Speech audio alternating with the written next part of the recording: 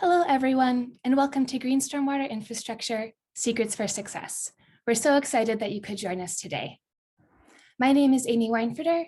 I'm a Senior Water Resource Specialist here at Water Now Alliance, and I'll be our session lead. I'm joined today by my colleagues Jesse Bersinger and Christine Chan, who will be providing tech support.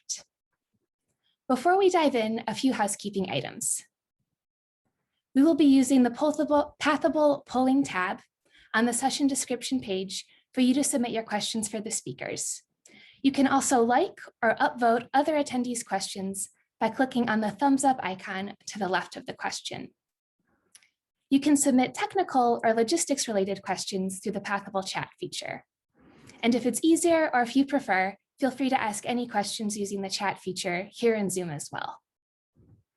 We'll be starting today's session in plenary with presentations from our speakers, and then we'll be moving into small discussion groups.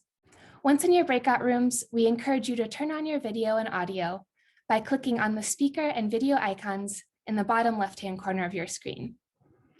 Finally, the session recording will be available following this event on the session description page. And with that, we are ready to go ahead and get started.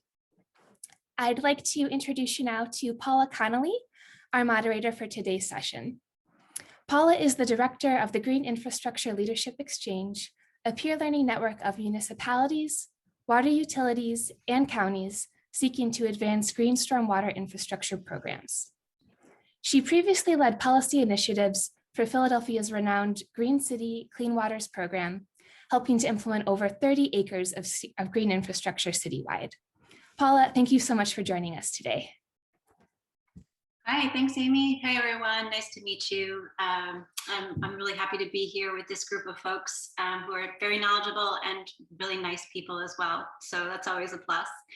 As Amy mentioned, I'm the director of the Green Infrastructure Leadership Exchange. We are a peer learning network of green infrastructure leaders in the public sector. And today's timing is really, the topic today is really timely, not only because it's coming at the heels of Biden's infrastructure plan, but also it comes at the heels of EPA's recent announcement of about $67 million in stormwater grants for states and cities. And that includes a minimum allocation for green infrastructure. So it's really nice that we get to chat with some of the folks in the field who are figuring out ways to really sustainably build their green infrastructure programs, and also hear about some of the key factors that led to their success. So as Amy mentioned, we're going to start out with 3 panelists. And those panelists I'm going to introduce, starting out with Todd Hill, who's the Deputy Commissioner with the Department of Watershed Management at the City of Atlanta. Kevin Schaeffer, who's the Executive Director at the Milwaukee Metropolitan Sewer District, and Jason Yoho, who's the Chief Commercial Officer at Second Nature Software.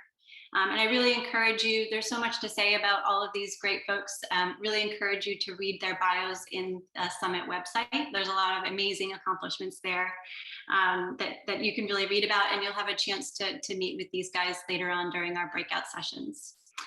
So with that, I'm going to turn things over to Todd. Good afternoon, everyone. Just a second, I'm trying to get my video to come back on, and I'm having technical difficulty, so you will not see me right now. Anyway, let me tell you a little bit about our program. Next slide, please. We are a water sewer utility in Atlanta. We have 1.2 million customers served, a $617 million annual operating budget. And then our 5-year capital improvement program is $1.26 billion. And with that, our water system delivers 98 million gallons of safe drinking water per day and collects 150 million gallons of wastewater per day. And we manage the stormwater program without a stormwater utility. And we have a $40 to $60 million annual need for stormwater, but without the utility, we're only relying on a $12.6 million annual budget from the municipal option sales tax, because the way we're set up as an enterprise utility, we cannot use the funds that we receive for water sewer fees for stormwater.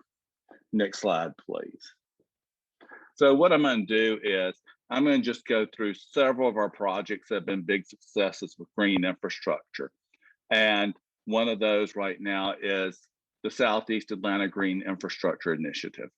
And this was a multi-phased approach that we had for localized flooding in the Southeast Atlanta and the Peoplestown, Summerhill, and Mechanicsville communities, where we had severe localized flooding due to a combined sewer system that could not handle the additional storm water flow. And so we did this with a combination of gray and green infrastructure.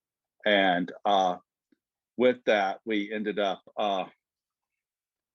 doing one of the main green infrastructure projects was 4 miles of permeable paver roads. And let's go on to the next slide, please. And this is what we were trying to solve. This is the flooding that was occurring in the majority of our rainfall events. And some of them were much worse, where there were homes flooded. The city had multiple lawsuits against us. And in 2012, the Mayor Kasim Reed at the time promised the community that we would have a resolution. And so in 2015, we finished the majority of the projects. We have 2 left that are gray projects that are vaults. Next slide, please. So as part of our work, we did the 4 miles of permeable pavers. This is on old residential streets in historic neighborhoods. So you had lots of infrastructure that was in the way of this. And our approach was, we basically dug out each road 3 to 4 feet deep and created a stone gallery, and then had it and actually put the permeable pavers in, and a series of check dams even on the hills, because we had some severe grades on some of these roadways that were actually 10%, that we had to, in the galleries, put check dams to kind of slow the flow even more and encourage infiltration. These have worked to provide a good bit of infiltration, as well as the excess has continued to run off into our combined sewer system, but at a reduced rate, which allowed our system to stay within capacity. In addition to that, we did a number of bioretention areas. We went out and found parcels of property that were owned by the city, or took parking areas and created bioretention areas to catch a lot of this flow also, and provide some capacity relief to our system. Next slide. Now, here is another project that we did that's one of our larger projects, and this was one of our first forays into green infrastructure. And this is the historic 4th Ward sewer capacity relief project pond system that we put in at the old 4th Ward, which was a historic area, but it was a blighted area. It was industrialized, it had lots of pollution, and we had a choice of either putting in a vault or do something creative. And so we went with creating a pond that created a very natural environment that collected. We separated 75 square miles of combined sewer and directed all that stormwater to this location. And so this created a transformation in the area. It created a lot of revitalization. It created a great park area around us that brought people in. And it was the pond with a combination of green infrastructure included. And with this one handles up to a 500-year storm. And one of the big benefits was we saved $26 million over the other design of putting in a tunnel to handle the excess flow. Next slide. So as you see, this is a 4-inch rain event that occurred. This is what happens to the Fourth Ward Park Pond. The whole area floods. And next slide. And within 3 days, it's back to normal. So this has become a great gathering place for people and has been a big success for us. Next slide, please. Another one is that's just finished construction is Cook Park at Historic Vine City. This is a rendering of it. This is an area that was a federal buyout in an underserved community that had lots of flooding. And we teamed with our Parks Department and the Trust for Public Land to create another pond that provided capacity relief, as well as a series of bioretention areas along the roadways around this park and this pond and throughout the park, as well as an adjacent green street that goes for over a mile that provides bike lanes and bioretention areas. Next slide. And so these are current pictures of what it looks like as it's finishing up with construction. So it has really been a big success. I think our biggest problem now is that the community is so excited about it that they don't want to wait for us to finish construction. And so we are right now having to work hard to keep people out of the park while we're finishing up the last touches.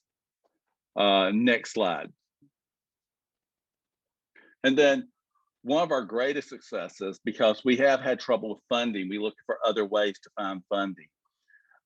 Through a grant process with the Rockefeller Foundation, we were one of 100 resilient cities that was able to go after an EIB grant. And that was for an environmental impact bond. And so we ended up winning that. And so we were able to be the first public utility to issue a environmental impact bond. This bond is for communities that are underserved, promoting green infrastructure to stop stormwater problems, and also to help revitalize the community. So our metrics are, if these meet the parameters that have been set in the bond, then we pay a bonus to our investors for this $1 million bonus. However, this also, part of our metrics are providing job opportunities for local citizens, as well as the volume that we're capturing. And so what we're doing is we've taken one of our old CSO facilities and we have turned it into a wetland downstream, a floodplain, as well as one of our other areas where we had flooding and a nuisance area that we turned into it called Mosquito Hole. And then one neighborhood, English Avenue, we actually retrofitted the storm inlets. And then two of our parks were putting in green infrastructure to handle the flooding. And then one of our bigger projects is we're actually taking an area and directing all the stormwater runoff that's going into our combined sewer into a natural wetland. And so we've purchased all these properties and are turning undevelopable land into a natural area to provide wetlands. And next slide. And this slide just gives a summary of the cost. It was a $14 million bond, and this is cost of projects and everything. And with that, I would like to thank y'all for letting me speak today. It's been a pleasure, and I will turn it over to Paula. Thank you, Todd. Really appreciate it. A bit of a note about questions. Our plan is to have you all have a chance to ask questions. Ask questions towards the end of the session when we break out into small groups. So we'll be taking your questions and putting them into the chat for those small group breakout sessions. So don't forget about them. Hang on to them. And make sure you sort of pay attention to who's leading which session so you can get in front of the right folks to ask them. So thanks so much, Todd. I'm always really impressed by what's going on in Atlanta and the beauty and aesthetic that you all are adding to your projects. So next up, we're going to be hearing from Kevin Schaeffer from Milwaukee Metropolitan Sewer District. So take it away, Kevin. Thank you, Paul, and thank you everyone for having me again. Again, it's Kevin Schaeffer, Executive Director of Milwaukee Metropolitan Sewage District. Atlanta is doing some really cool stuff. Todd, that's great to see. Just want to talk about some of the work that's being done in Milwaukee. And this picture really illustrates the multiple benefits that we're starting to see come from some of the neighborhood scale green infrastructure that we're installing. This was a green school park, or a parking lot that we at a school that we converted into a greenway. So it's just one of my favorite pictures. Next slide, please. MMSD, we're just a wastewater utility. We also manage flooding in Milwaukee area, 1.1 million people. We have 2 water reclamation facilities, and we have a CSO, combined sewer system, and a separate sewer system, very similar to Atlanta. We'll treat on a normal day about 120 to 130 million gallons a day as well. But on wet weather day, that goes way up to 600 or 700 million gallons a day. Next slide, please. Our service area, the hatched area that you see in the center, is our combined sewers, the oldest part of the city. And then the rest of the service area is separated. So it is an integrated system where you're trying to manage both the stormwater and the sanitary flows concurrently. Next slide. Here's our 2 water reclamation facilities. Jones Island's been operating since 1926. And South Shore since 1966. And it's the typical treatment of wastewater that you'd see across the country. Next slide. Our signature sustainable product that we've been producing since 1926 is Milorganite, Milwaukee Organic Nitrogen. This is a biosolids fertilizer that we have been producing. And last year we sold over $11 million of fertilizer, which helped offset the rates for our ratepayers for our treatment process. Next slide. We also have a deep tunnel system to manage CSOs. This went online in 1993. You can see the diameter, the size. It holds about 521 million gallons of water. And it really has done an amazing job to reduce the number of CSOs going into our waterways, where before we had 50 to 60 a year. Now we're down to just over 2 a year on average. Next slide. And as you can see, if you look at that as a percent capture, we're capturing 98.3% of all the water that comes into our system. So it's at 1.7% that you will see or hear about as an overflow, but it really does not happen very often anymore. And what this gray infrastructure, this very expensive, huge infrastructure that we invested in, has allowed us to do is, because we took care of it from a downstream issue, we're now moving upstream into the neighborhoods to try to manage water from a downstream to an upstream approach. Next slide.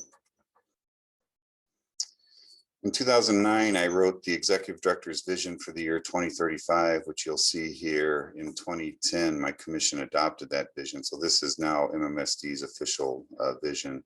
I did it that way because I wasn't sure everything that I put in this would be well received, but it actually was, and the commission really came along well with supporting it.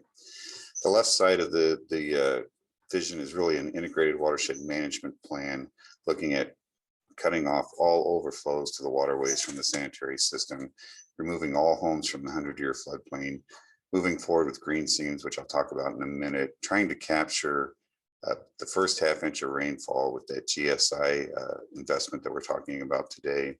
On the right side, it's the climate adaptation portions of my vision. This was what I thought would be more controversial at the time, but it's really proven to be the foundation for a lot of what we're doing. 100% of our energy needs will come from renewable energy, and 80% of that will be self-produced by MMSD. Next slide, please. Just a shot on some of the climate resilience work that we're doing. We've got a landfill gas project, which today is providing about 1/3 of our energy needs at the Jones Island Water Reclamation Facility.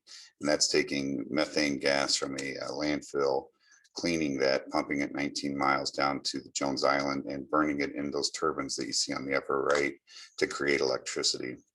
The lower right picture is the digesters that we have at the South Shore plant. And those, we take the biosolids from the treatment process, we digest those, it's producing that methane that comes from that, then gets burned in generators, and it's producing about 60% of the energy needs at South Shore. Next slide. We also took a watershed approach. When you're talking about planning and financing infrastructure, you really need to look at the entire watershed, because if you just look at the downstream issues, you're going to get flooded out or have other issues come to you from upstream areas. So you really need to look at that overall watershed initiative. Next slide. And that's how we've been able to integrate our flood management with our large tunnel system and with our green infrastructure program. The photos that you see here, the two on the right, the one on the right top and the one on the bottom, used to be a concrete line channel. So these used to be trapezoidal concrete channels that we've gone in and taken the concrete out, naturalized the area, brought the green infrastructure, the green natural components back into the watershed itself. And in some of these areas, you would think you were in northern Wisconsin in the woods, or you're really right smack dab in the middle of the city. The picture on the left is an underground stormwater storage facility that we built a park on top of, and you'd never know it's a stormwater facility if you didn't know the design of that facility. Next slide. But we also started realizing that, again, we're moving upstream in the watershed. We need to try to manage water where it falls. And we started a program called the Fresh Coast 740 program. Next slide. We've started a rain barrel cistern program where we're capturing close to 4 million gallons of water today. We sell these online. We sell them every year. A very community-friendly project. Next slide. Green roofs, we're installing these on buildings throughout the region. We've got close to 500,000 gallons of storage. And these volumes I give you are per storm, not annual. These are per storm volumes that we're capturing. Next slide. As we move forward, we're trying to hit that 740 million gallons. We're close to 34 million gallons right now. So we've got a long way to go, but it's really bringing the community along, which is a very critical piece of this whole discussion. Next slide. As I talked about Greenseams, this is a land purchasing program where we purchase land, we put an easement on it so it cannot be developed. It was done for flood management. We're also seeing now the climate resilience components of that. And so we've planted over 110,000 trees, and we're starting to see the benefits of that by sequestering carbon on those properties and trying to offset our overall annual emissions. Next slide. We track all of this. We've got this great dashboard that we get to pull up and look at where these facilities are installed at and the volume of water that they're capturing per storm. Next slide. And you never saw this when I moved to Milwaukee, but the rivers have cleaned up so much with the work that we're doing that we're now seeing active recreation through our community. And the kayaks every year just are all over the waterways, enjoying the rivers. So thank you for the opportunity, and I'll turn it back over to Paula. Amazing. Thank you so much, Kevin. You just told a very comprehensive story in a very short amount of time. So well done. And really impressed again with everything that you're doing. So thank you again. And next up is Jason Yoho from the Second Nature software. Jason, take it away. Thank you, Paula. Can you hear me okay? Great. Yes. Good morning, good afternoon, everybody. Thank you for having us here. Really pleased to be a part of the summit. It's been amazing content so far. Thank you, Todd and Kevin. Really impressive presentations, both the impact and the scale of those. I'm going to go in a slightly different direction. Second Nature Software is obviously a technology company. We're based in Santa Cruz, just over the hill from Silicon Valley. And what we build is we build a cloud-based platform for helping stormwater programs demonstrate the effectiveness of those programs and communicating compliance for their annual reports. So, and I'm going to talk about the importance of these types of tools as they apply to and work very well with programs like those that Kevin and Todd touched on. I'll just try and pause where we should change slides, but next slide, please. So as I mentioned, we're based here in Santa Cruz, which is in the central coast of California, just over the hill from Silicon Valley. I spent my career working in enterprise software and cloud-based software in Silicon Valley. Second Nature is part of a new generation of enterprise cloud products that are moving into, generally speaking, the natural resources space and tend to be really mission oriented. So our goal at Second Nature is to make a difference in the places where people live. So obviously in the stormwater world, that's in urban areas. Next slide, please. So I think we've seen some really good examples in the previous two presentations around the value that that green stormwater infrastructure can have to communities. It's really heartening to see in Milwaukee how people are getting back out on the water in the rivers there, how in Atlanta they're creating green space from parks. These things are really at the heart of the Second Nature mission, that we believe that green stormwater infrastructure and stormwater programs, for that matter, and the compliance requirement around them present a tremendous opportunity for communities to benefit. And so that's our mission. Next slide, please. I'll give you a quick background on Second Nature. We were founded in 2016. Our CEO and founder, Nicole Beck, has a PhD in aquatic chemistry, and Nicole and her science team spent a number of years, the better part of a decade, up in Lake Tahoe on the Keep Tahoe Blue project, trying to understand the performance and effectiveness of structural BMPs, of structural assets, to the clarity challenge in Lake Tahoe.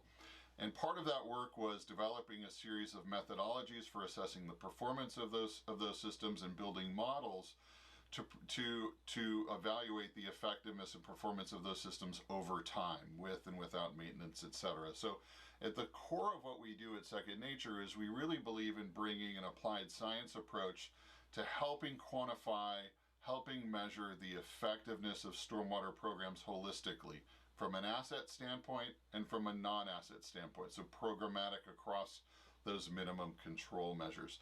We're having really great success in the past year. We've grown from being in California to being we're now in 13 states. This slide's slightly out of date. So very rapid success, and the success, I think, is really propelled by three things. The first being that concept of science, and that our science is open, that we're publishing that in peer-reviewed scientific journals. And then the other two things have to do with kind of using geospatial systems to understand opportunity, and then putting everything in the cloud. And I'll talk through some of the things that we do to really not just help communicate the effectiveness of those programs, but really help quantify and understand where opportunities exist programmatically, and in systems to invest in, or in communities to invest in green stormwater infrastructure, and to really start building a story so that we can accelerate the implementation of green stormwater infrastructure in communities, and do that, to Kevin's point, at the watershed scale. Next slide, please. One of the things that we realize, and obviously well reflected in our relationship with Water Now Alliance, is that it does take a number of partners, a number of stakeholders, to deliver on the vision, these grand visions. And so Second Nature very much works with and puts in place a framework for partnering with all of those stakeholders. Next slide, please. And I'm going to try and keep the pace up so we're on track. Everyone, I think, realizes this, but this is how we articulate kind of the major challenge that we see across the U.S. as we're engaging with MS4 permit holders, is that MS4 programs, of course, have grown up over decades, and they have a regulatory or a compliance requirement that is very related to the challenges that they have from an operational and business performance standpoint, and that's that they're relying on systems, or relying on databases, or we're relying on workflows that are very siloed, often departmentalized. And so that challenge, of course, is one that we all, I think, recognize creates cost and complexity, and makes it difficult to communicate effectiveness and establish priorities. Next slide.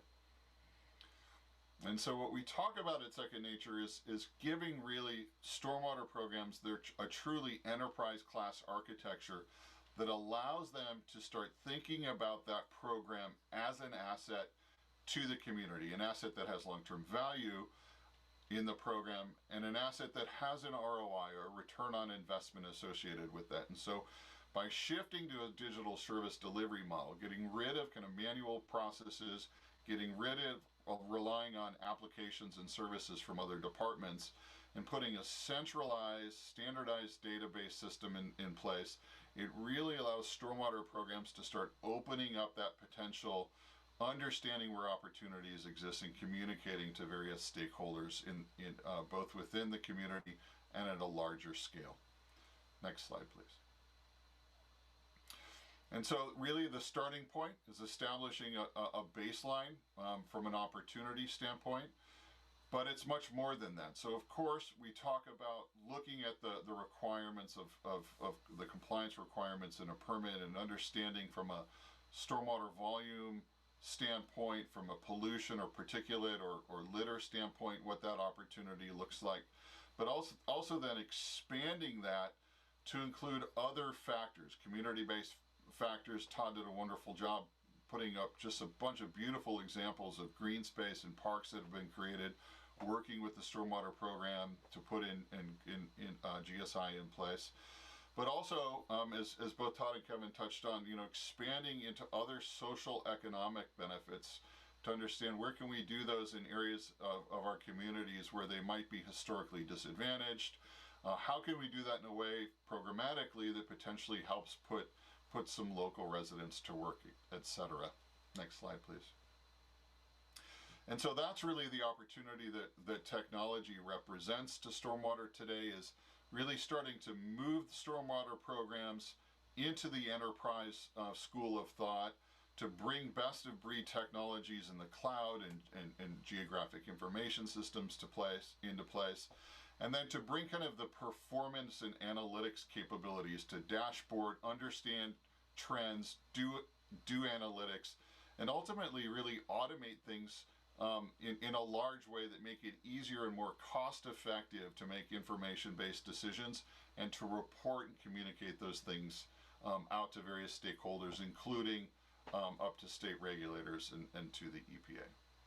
So hopefully I got us back on track from a time standpoint. I think that's my last slide. And I'll turn it back over to Paula. Thanks so much, Jason. Really interesting perspective that you're bringing to the table here. I think we'd all really welcome some more standardization and automation in this process. So you're doing good work. Wonderful. Well, so next up, we're actually entering our breakout session phase of the workshop. And so I'm actually gonna maybe ask to go to the next slide, and I can show you each of the breakout sessions. So this is really the place where any burning questions that you all have been holding on to, this is the place for you to ask them. And this is a place for you to really kind of meet with those panelists you just heard from and really dig in a little bit deeper. And also ideally help you get some feedback that you can take back to your own programs to help drive your green infrastructure programs forward. So we have 5 breakout rooms that we're looking to organize. And I'm going to introduce each one and then also talk about who's going to be leading that particular breakout room. So addressing equity issues in green stormwater infrastructure. This is going to be led by Andy Cricken. Andy is this, who you haven't met yet. Andy is the Senior Director at Moonshot Missions and also the Senior Fellow with the U.S. Water Alliance. So Andy and I are actually going to be helping to lead that breakout session. The capital planning and financing session will be led by Kevin Schaeffer with support from Todd Hill, who you both just heard from during the panel. So Kevin from Milwaukee MSD and Todd from Atlanta.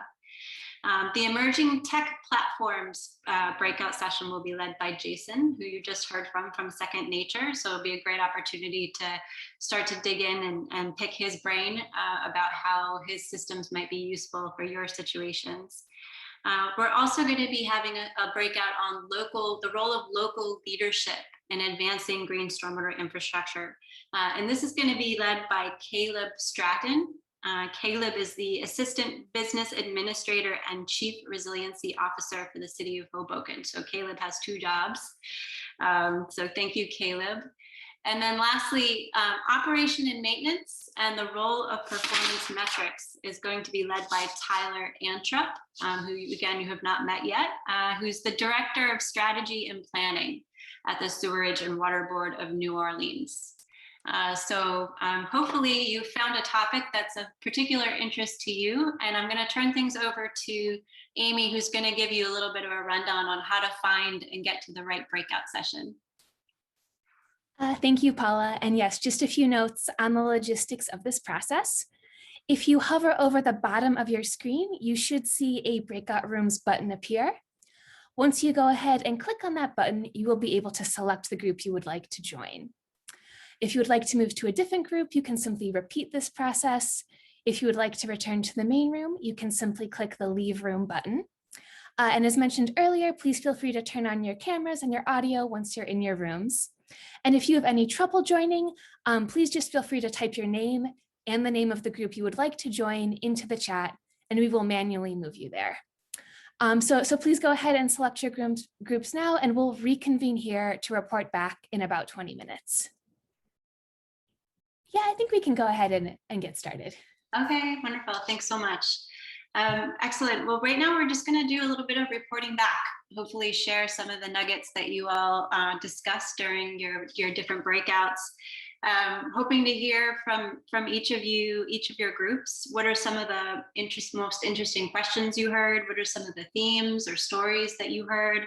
And just sort of give us a flavor of what your discussion was about. I'm just going to kind of pop through each of the groups, and I'm going to kick it off with Kevin's group, which focused on capital planning and financing. Sure. Sorry, making sure I was unmuted. We had a really good discussion, talked about how, whether it's the planning or the financing or the integration of GSI into your capital program, you really need to have a strong community outreach component of that. You need to try to address the challenges of integrating very small, maybe isolated green infrastructure projects into a much larger gray infrastructure capital improvement plan. And how do you go about doing that? I had to cut Susan off early because we're almost done with the session, but she was just bringing up at the end, one of the issues that we all deal with is departmental silos. You know, the roads or environmental sections, or water versus wastewater. And a lot of folks will only do what they're required to do, but sometimes not the most beneficial thing that they should be doing. So I thought that was a great comment to really end the discussion on. And sorry, I had to cut her off, but it was a real good discussion. We also had discussion about using green infrastructure in drought climates as well. So it was a fun 20 minutes. Wonderful. Thanks so much, Kevin. I'm going to move over to Caleb's group next, which focused on the role of local leadership. Hey, thank you, Paula. We talked a little bit about how the rubber meets the road and taking steps to recognize how to interact with constituents and elected officials and how those things might be a little different and there's nuance. I was on with Dana, and we talked a little bit about the New Orleans and moving towards or getting into a stormwater fee, and where there are nuances, serious nuances to kind of getting momentum and pushing that forward. The city of Hoboken's in a similar place where we have a significant amount of infrastructure and we're doing our due diligence on stormwater fees, but it still becomes a difficult conversation when you're talking about more fees for constituents that are already kind of burdened by the expenses that we've already encumbered. So we had a great conversation, and it was very, very interesting. So thank you. Thank you, Caleb. And next I'm moving over to Tyler. Hey everyone, glad to hear that my friend Dana is bringing our stormwater fee discussion even to the national platform. So we had a great discussion about O&M programs and utilizing co-benefits and performance metrics to drive those programs. It was a small group, but it was a nice robust discussion. We talked a lot about how it's important to design GSI up front with maintenance in mind so that you can minimize the need for maintenance down the line. And the workforce challenges, of course. I think all programs have challenges with workforce and getting the appropriately trained people in the right jobs and with the right skills to maintain GSI. We talked a little bit about community involvement and how you can get the community involved in either identifying maintenance issues or letting you know when things are are maintained properly, or even to maintain them themselves in some cases. And of course, the problem of trash. Everyone always talks about trash when we talk about O&M for GSI. So talking about the need to, mitigate trash upfront before it makes its way into a green infrastructure feature. And last, we talked a little bit about some programs around the country that have really started to shift away from the more traditionally green BMPs when they're looking at green infrastructure because of those trash and maintenance challenges, and are moving more towards things like permeable pavement and underground detention, which is, is an interesting choice in my opinion, but it's certainly something that is driven by cost, and it means that you're losing some of those co-benefits that are so important when it comes to green infrastructure. So that was a great discussion on our part. Thank you, Tyler. And Andy. Thanks, Paula. Well, you and I had a terrific group and had a great discussion on the importance of equity in green infrastructure. And it's almost like an oxymoron in a sense, right? Because, I think green infrastructure is like the epitome of a water equity project, and a triple bottom line project. It really is like the poster child for it. What we talked about was that green infrastructure from the equity perspective can have two main components. One, of course, reducing harm, and we talked about making sure that we place green infrastructure in a place where it maximizes benefit for people that live there, and being thoughtful about that as far as placing that. And also we talked about then, of course, not only reducing harm, but then the positive good that can come from greening space. Actually, even implementing brownfield cleanups as part of a green infrastructure project, and how not only can green space benefit the community in and of itself, but then green maintenance can result in green jobs. And we talked about Philadelphia's Power Corps program, which is really a terrific example of using AmeriCorps funding to help opportunity youth to clean up clean up the inlets, and also to do green infrastructure maintenance, and also provide jobs to opportunity youth in the city. And actually, I mentioned how we in Camden had replicated that project and borrowed it. So the good that Philadelphia did went even further, because then it went to help youth in other cities as well. We also talked about the importance of interacting with the community.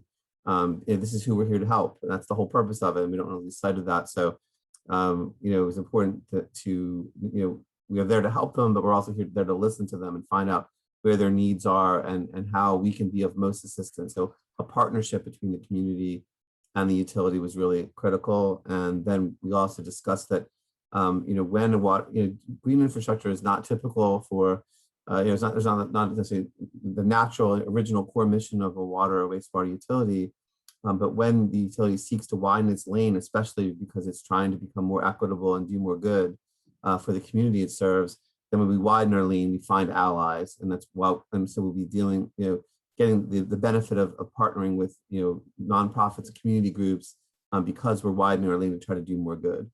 So we had a great discussion. Great, thank you so much, Andy, and all of you for your very succinct report outs. And Jason, I'm sorry.